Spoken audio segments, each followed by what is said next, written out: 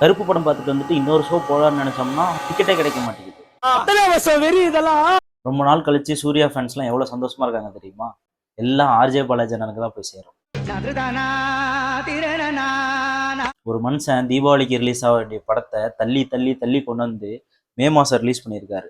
அப்ப அவர் அந்த இடத்துல கத்துனது தப்பே இல்லைல்ல. ஏன்னா தீபாவளிக்கு வர வேண்டிய படம் விஎஃப்எக்ஸ் சரியா பண்ணல அப்படின்னு சொல்லி ரிலீஸ் ஆகல. அப்புறமா டிசம்பர் மந்த் ரிலீஸ் ஆகும்னு பார்த்தா டிசம்பர் ரிலீஸ் ஆகல. அண்ட் தென் ஜான்வரி, பொங்கல், பிப்ரவரி அப்படியெல்லாம் ரிலீஸ் ஆகாம கொண்டு வந்து மேல வந்து வச்சாரு. அப்பயும் 14 அன்னைக்கு ஒரு பிரச்சனை. ஐயோ போச்சு ரிலீஸ் ஆகல, நிறைய பேர் எதிர்பார்த்து வெயிட் பண்ணிட்டு இருந்தாங்க. அடுத்த நாளே வந்த உடனே எல்லாத்துக்கும் சாமியாட வச்சா பாருங்க, அவன் தாங்க ஆர்ஜே பாலாஜி. இதுல ரீல்ஸ் போடுறவங்களுக்கு ஒன்னே ஒன்று சொல்லிக்கிறேன், தயவு செஞ்சு எந்த கிளிப்பையும் எடுத்து ரீல்ஸா போடாதீங்களா. அவங்க போய் பார்க்கட்டும், தேட்டர்ல போய் பார்க்கட்டும். அதுக்கு தான் அவங்க அவ்வளோ கஷ்டப்பட்டுருக்காங்க. 2.5 வருஷம் ஒரு மனுஷன் கஷ்டப்பட்டு எடுத்திருக்கான். நீங்க ஒரு 20 செகண்ட் ரீல், 30 செகண்ட் ரீல் எடுத்து போட்டீங்கன்னா உங்களுக்கு அது எப்படி இருக்குன்னு யோசிச்சு பாருங்க. கருப்பு படம் எப்படி இருந்துச்சுன்னு நீங்க கமெண்ட் பண்ணுங்க. அதே மாதிரி அந்த கிளிப்பை எடுத்து ரீல்ஸ் போடுறவங்க ஃப்ரெண்டுக்கு இதை ஷேர் பண்ணி தயவு செஞ்சு ரீல் போட வேணாம்னு சொல்லுங்க.